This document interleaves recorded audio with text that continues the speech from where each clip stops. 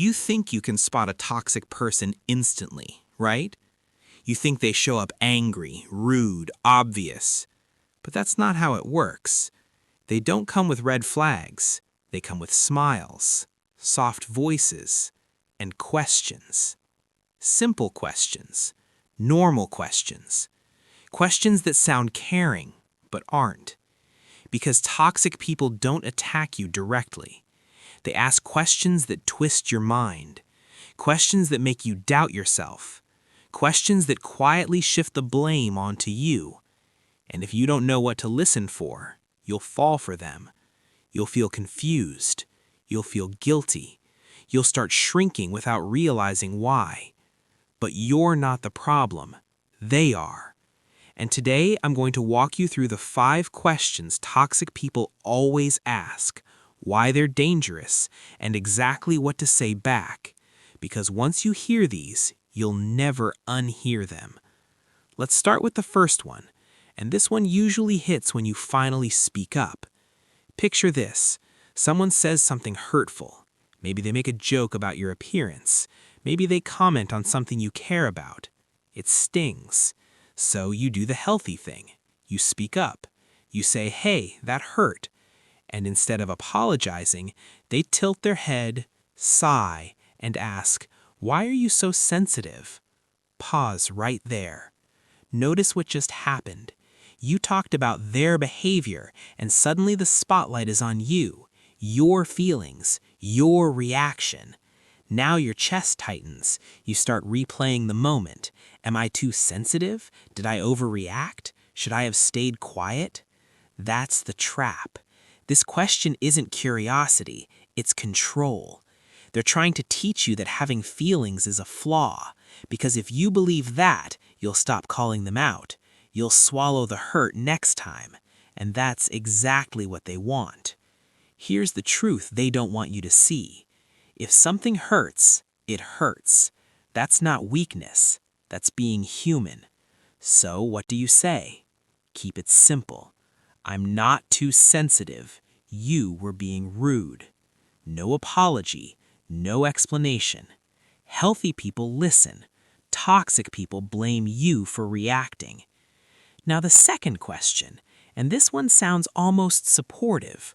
Are you sure you can handle that? Imagine you're excited about something, a new job, a goal, a change you've worked up the courage to chase. You finally share it, and they smile, but their eyes don't. They lean back and ask that question. Suddenly your excitement drops. Your stomach sinks. You start listing reasons, defending yourself, proving you're capable. That's the manipulation. This question isn't about helping you. It's about planting doubt. Sometimes it's jealousy, sometimes insecurity, sometimes fear that you're about to outgrow them. Because if you succeed, it reminds them of what they didn't try. So they slow you down with concern-shaped doubt. What do you say? 2 words. Yes, I am. That's it. Confidence doesn't argue, and your growth doesn't need permission.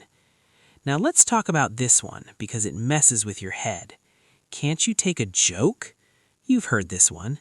They say something mean, maybe in front of others. People laugh awkwardly. You feel embarrassed, so you ask them to stop. And they roll their eyes, smile, and ask that question. Now you're trapped. If you say no, you look boring, too serious. If you say yes, they keep hurting you, and you're expected to smile through it. Here's the truth they don't want you to see. Jokes are funny for everyone. If you're not laughing, it's not a joke. It's cruelty with a laugh track. This question flips the blame. Now you're the problem for reacting. So what do you say? That wasn't funny. Calm, clear, no debate. Real friends don't hurt you for entertainment. Toxic people do. Now the fourth question, and this one can make you feel crazy. When did I ever say that? Picture this. Someone promised something or crossed the line. Later you bring it up, and they look genuinely confused. They laugh a little, shake their head, say that question. Your heart starts racing. You know they said it, you remember it clearly, but now you're doubting yourself. That's gaslighting, and it's dangerous, because once you stop trusting your memory, they control the story. You start thinking maybe you imagined it, maybe you misunderstood, maybe you're the unreliable one. That's exactly what they want. So don't argue, don't overprove. Say this instead: you did say that, I remember. Stand firm. Healthy people might forget, but they don't make you feel insane for remembering. And finally, the most guilt-loaded question of all: after everything I've done for you? This usually comes right after you set a boundary. You say no, you stand up for yourself, and they drop that line. Instant guilt. You feel ungrateful, like a bad person. But listen closely. Real kindness doesn't keep score. Real love doesn't come with strings attached. This question is a weapon. It's meant to remind you that you owe them, that you're not allowed to say no. But doing something nice in the past does not give someone permission to disrespect you now. So what do you say? I appreciate what you did, and I still have boundaries. Calm, firm, final. Because people who truly care about you want you to feel safe, not indebted. Here's what I want you to remember. Toxic people don't look toxic. They sound reasonable. They sound caring. They ask questions that slowly shrink you. But now you know the pattern. You know the questions. You know the traps.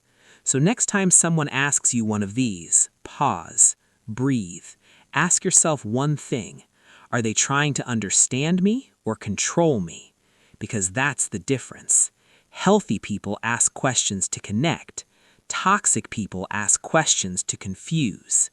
Protect your peace. Trust your feelings. Stop explaining yourself to people committed to misunderstanding you. And remember, you're not the problem. Never were. If this helped you, like the video, comment which one hit you the hardest, follow for more, and share this with someone who needs to hear it today.